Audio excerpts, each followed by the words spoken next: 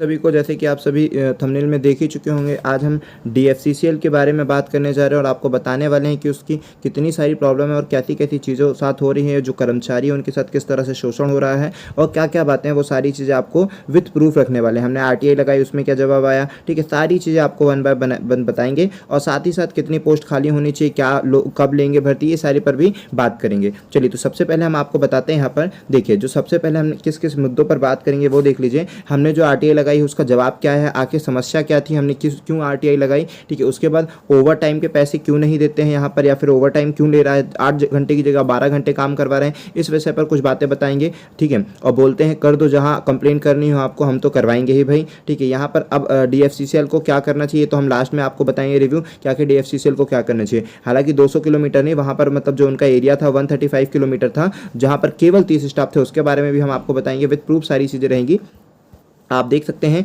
ठीक है। अब आगे हम क्या करेंगे, हमने आरटीआई लगाई लेकिन उससे हमें क्या लिखा, पूरा सेटिस्फेक्शन आंसर नहीं मिला। अब आगे हम क्या करेंगे वो भी प्रोसेस हम आपको बताएंगे।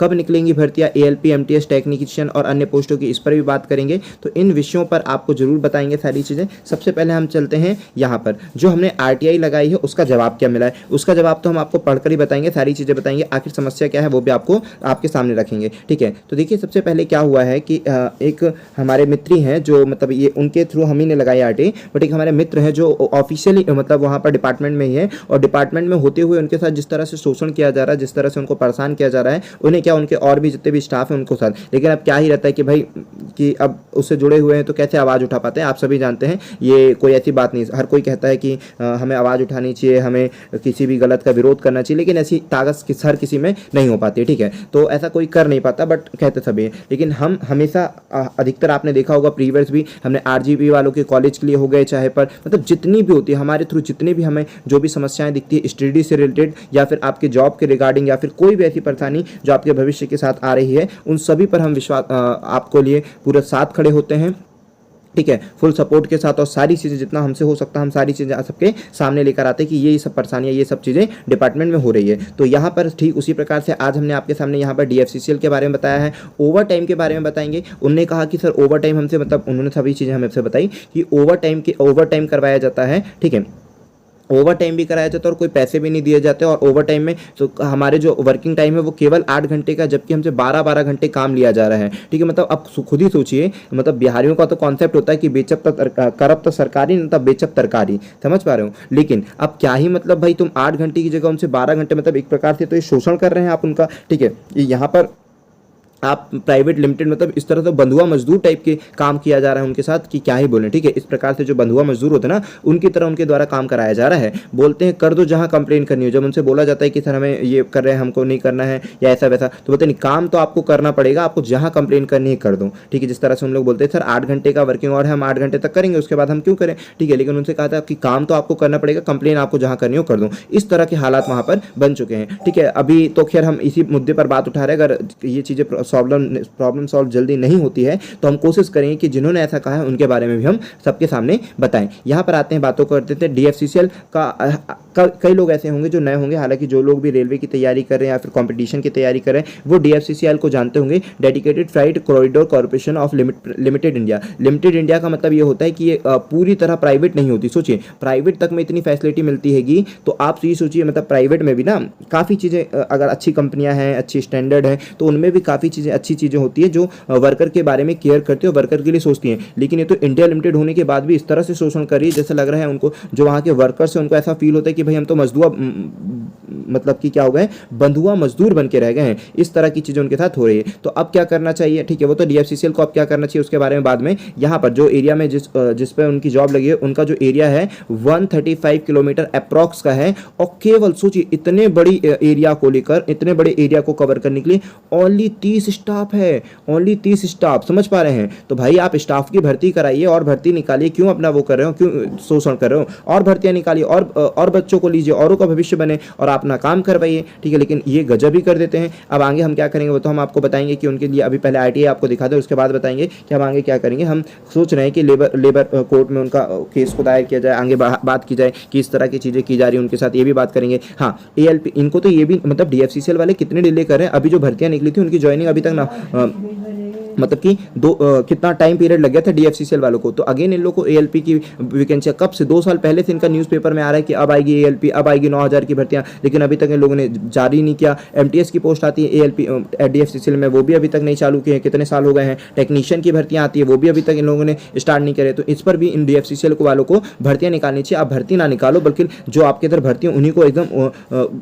मतलब कोलू के बैल की तरह कुटते जाओ कुटवाते जाओ। मतलब क्या ही करें भाई, बहुत ये गलत कर रहे हैं आप डीएफसीसीएल वाले, ठीक है। ये बिल्कुल नहीं चलेगा। जो आप अगर कोई भी स्टाफ का है तो वो भी ये बताइए कि हाँ सर आप जो बात कर रहे हैं वो बिल्कुल सही बोल रहे हैं, हम यहाँ पर डिपार्टमेंट में और ऐसी समस्याएं हमारे साथ जा रही है। और जो कोई कई ऐसे भी होते हैं जो भाई उस समस्याओं के साथ लिप्त रहते हैं, वो भी चाहते हैं कि हम इसकी आवाज़ उठा पाएँ, लेकिन उनको ऐसा कोई माध्यम नहीं मिल पाता, कोई चीज़ें नहीं मिल पाती, जिसके कारण वो चुप रहते हैं। लेकिन अगर आप लोगों के साथ ऐसा है और आपको लोगों को थोड़ी सी भी जानकारी कि हाँ सर ऐसा हो रहा है, तो बिल्कुल इस वीडियो को सब तक शेयर कर दीजिए। और जो लोग भी डीएफसीसीएल तक जुड़े हुए हैं उनको भी भेजिए, ताकि क्या ये सर जो बात बता रहे हैं वो क्या सही बता रहे हैं कि नहीं बता रहे हैं। सबसे पहले तो हम हालांकि क्या है सही तो बताएंगे, तभी ना आरटीआई और सभी चीज़ें आपको रिप्लाई के तौर पर दिखाएंगे, ठीक है। और आरटीआई ही फिर क्यों लगाएंगे अगर ऐसी कोई समस्या नहीं होती तो, ठीक है, डेफिनेटली। और ये हमने बताया कि ये सारी चीज़ें किसके साथ हो रही है, जो वहाँ के वर्कर उन्हीं के साथ हो रही है। उन्हीं की समस्या सुनने के बाद हमने ये कार्यवाही की हुई है। अब यहाँ पर देखते हैं, हम सारी चीज़ें बताते हैं कि डीएफसीसीएल को क्या करना चाहिए। भाई डीएफसीसीएल को नई भर्तियों का सृजन करना चाहिए। नई भर्तियों के सृजन के बाद क्या होनी चाहिए, नई वैकेंसियाँ निकालनी चाहिए, जहाँ पर क्या हो जाए कि नए बंदे आए, नए बंदे रिक्रूटमेंट होंगे, उन लोग अच्छे जोश उत्साह के साथ काम भी करेंगे और अपना काम भी लीजिए। 8 घंटे की जॉब है तो 8 घंटे लीजिए। आप मतलब अंग्रेजों की तरह शोषण कर रहे हैं भाई, 12-12 घंटे तक काम करवा रहे हैं। ये कहाँ की पॉलिसी है आपकी, कहाँ की नीतियाँ हैं, ये तो बहुत गलत है। अगर मान लीजिए 1 या 2 दिन की बात होती है तो चलता है कि मान लीजिए किसी दिन ओवरलोड हो जाता है, कुछ दिन बहुत ज़्यादा काम हो जाता है, तब चलता है। लेकिन आपको वो कब से देख रहे हैं, कम से कम कुछ भी नहीं तो 4 से 5 महीने से भी ज़्यादा हो रहे हैं जिनको उनको ऐसा कंटिन्यू करवाया जा रहा है। मतलब और भी समय से पहले से ही हो रहा है, लेकिन 4-5 महीने से तो इतना ज़्यादा लोड हो रहा है कि उनको खाने पीने तक का समय नहीं मिल पा रहा है। अब जो बच्चे बेचारे गाँव घर बाहर से आए हुए हैं, मतलब अपने गांव से, मतलब अपना जो उनका शहर है वो छोड़कर वहां रहने आए हैं। अब आप 12 घंटे तक उनसे काम कराएंगे तो वो घर कब पहुंचेंगे, खाना कब बनाएंगे, खाएंगे कब, नहाएंगे कब, क्या ही चीज़ कर रहे हो आप। थोड़ा सा भी सोच रहे हो किस तरह से आप शोषण कर रहे हो। मतलब ये बहुत गलत कर रहा है डीएफसीसीएल, ठीक है। तो ये बहुत ज़्यादा गलती है इनको ऐसी। और ऐसे लोग जो ये बोलते हैं कि करो तो जहाँ कार्यवाही करना, इन पर भी सख्त एक्शन लिया जाना चाहिए, ठीक है। ओके, आई होप कि हमने सारी चीज़ें बताई। अब हम आपको चलते हैं आरटीआई के बाद, जहाँ पर हमने आरटीआई लगाई थी, जिसका जवाब हम आपको बताने जा रहे हैं कि उसका जवाब के तौर पर क्या आया है।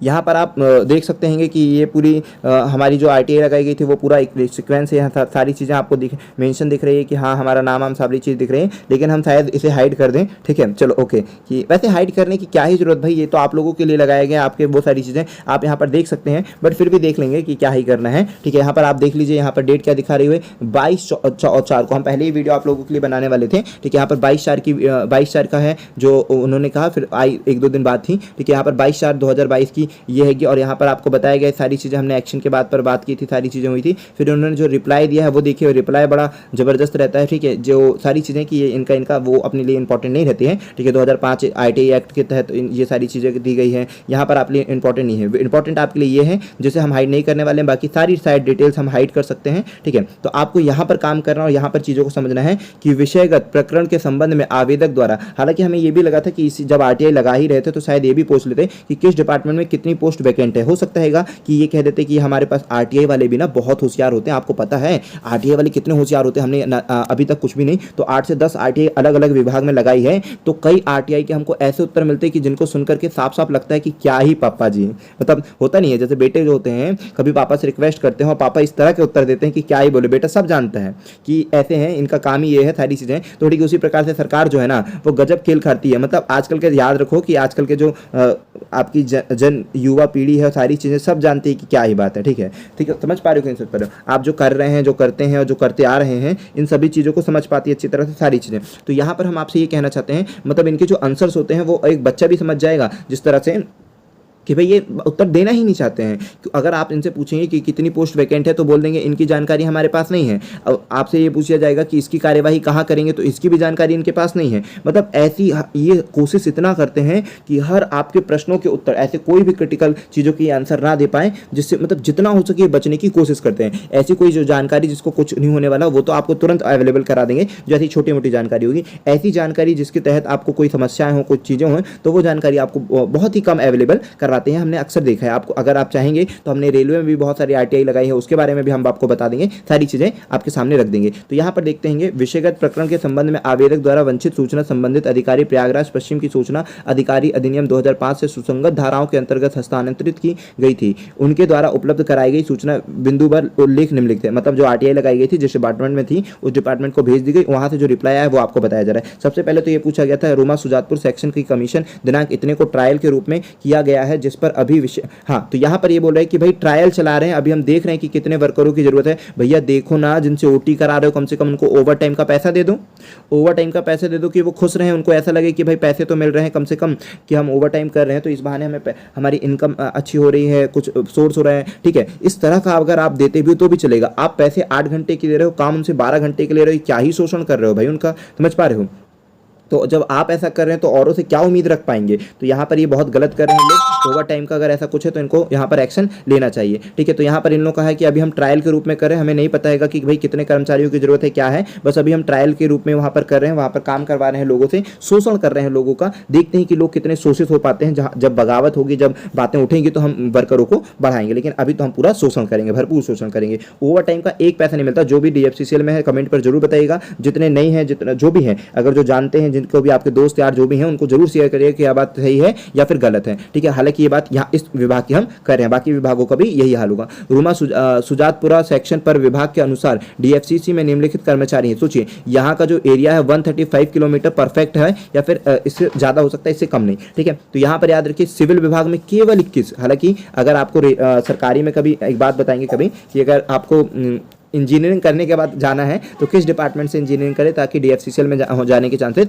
जरूरी हैं, है ना, हो सकते हैं, बहुत ज़्यादा चांसेस होते हैं। सिविल विभाग में 21 कर्मचारी हैं, विद्युत विभाग में केवल 4 कर्मचारी हैं, और यहाँ पर STD विभाग में 8 कर्मचारी और कुल कर्मचारियों की संख्या 33 है। सोचिए इतने बड़े एरिया को कवर करने के लिए केवल 33 कर्मचारी नियुक्त किए गए हैं। अब सोचिए ओवरलोड पड़ेगा कि नहीं पड़ेगा। तो आप भाई नई भर्तियां लीजिए, नई भर्तियों का सृजन करिए, नई भर्तियों की वैकेंसियां निकालिए। आप वो सारी चीजें करना नहीं है आपको, मतलब कोल्हू के बैल की तरह शोषण करना है, ये क्या ही बात है। फिर यहाँ पर प्रधान कार्यालय की पॉलिसी एक दिन के कार्य के लिए 8 घंटे होते हैं, लेकिन देखिए 12-12 घंटे तक काम करना पड़ रहा है। जो वहां के वर्कर्स हैं उनको 12-12 घंटे तक काम करना पड़ रहा है, और अवधि इन लोग खुद बोल रहे हैं 8 घंटे। लेकिन अगर ये चीज भी उनको बताई जाएगी तो उनका कहना होगा कि न जाने, आप सोचिए ना, जहां पर बहुमत होगा वहां पर क्या ही होगा। जो एक दो अगर लोग आवाज उठाएंगे तो इसके लिए आवाज बुलंद करना ही पड़ेगा आप सभी को, और कोशिश करिए कि इसको और भी लोगों तक बताइए। आपके जो भी जानकार है, जो भी ऐसी चीजें हैं, उन तक इस वीडियो को जरूर पहुंचाइए, ठीक है। और हम तो इसी तरह आपके लिए, आपके हक के लिए और आपके लिए आवाज उठाते रहेंगे। हम जहां कहीं भी समस्याएं देखेंगे उसको आप तक पहुंचाते रहेंगे। तो यहाँ पर ये सारी चीजें हो गई, ये सब चीजें आप देख सकते हो, सारी चीजें हैं, ठीक है। आई होप कि ये सारी चीजें आपको क्लियर हुई होगी, और जो हमने कार्यवाही की, जो हमने आपके लिए किया, वो आपको पसंद आया होगा। अगर पसंद आया तो वीडियो को लाइक करिए, और इसी तरह चैनल को सब्सक्राइब भी जरूर कर लीजिए, ताकि आप जो जॉब की अपडेट भी पहले पाते रहें, पढ़ाई भी करते रहें, और साथ ही साथ जो गलत बात है उसका विरोध भी करते रहें। और बिल्कुल डट कर, क्या ही डरना भाई, क्या ही ये चीजें करना, बिल्कुल आप जो भी, और अभी तक आपके समस्याएं में कोई भी परेशानी आ रही होगी, किसी से भी रिलेटेड, जो भी, अगर आपके कॉलेज से रिलेटेड कोई समस्या है, या फिर आपके स्कूल से रिलेटेड कोई समस्या है, एजुकेशन से रिलेटेड कोई समस्या है, ठीक है, स्कॉलरशिप, मतलब बहुत सारी ऐसी समस्याएं हैं जिनका सुधार हमें ही करना होगा। तो वो कैसे, मिलकर ही कार्य किया जाएगा। तो बिल्कुल हम वो सारी चीजें करेंगे। हाँ, साथ ही साथ मतलब कि क्या ही बोले, मतलब वैकेंसियों पर जो वैकेंसियां निकल रही है, फिर उसके साथ विरोध हो रहा है, या फिर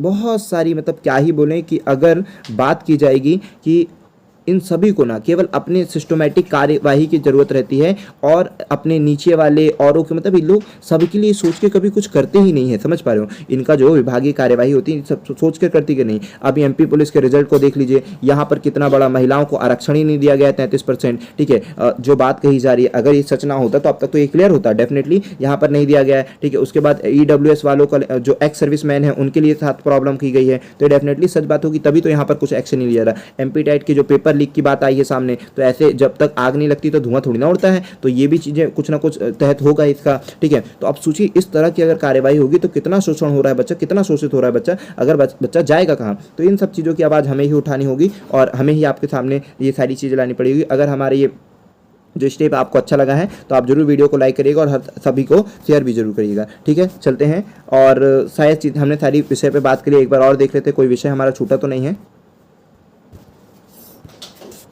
चलिए यहाँ पर देख लीजिए कोई भी, है ना। और हमने बता दिया कि अब हम आगे क्या करने वाले अभी देखते हैं, कुछ समय तक वेट कर लेते हैं। फिर यहाँ पर हम लेबर कोड पर हेल्प भी लेंगे, यहाँ पर कि लेबर कोड के बारे में कि भाई हाँ क्या हैगा, है ना, वहाँ पर भी हम कंप्लेन दायर करेंगे, ठीक है। और आरटीआई आखिरी समस्या क्या हैगा, ठीक है। तो समस्या भी हमने आपके सामने रख दी कि क्या क्या समस्या है भाई, इतने कम वर्कर में इतना ज़्यादा लोड पड़ जाना, ये सारी चीज़ें हैं, इनको भर्तियाँ निकालनी चाहिए।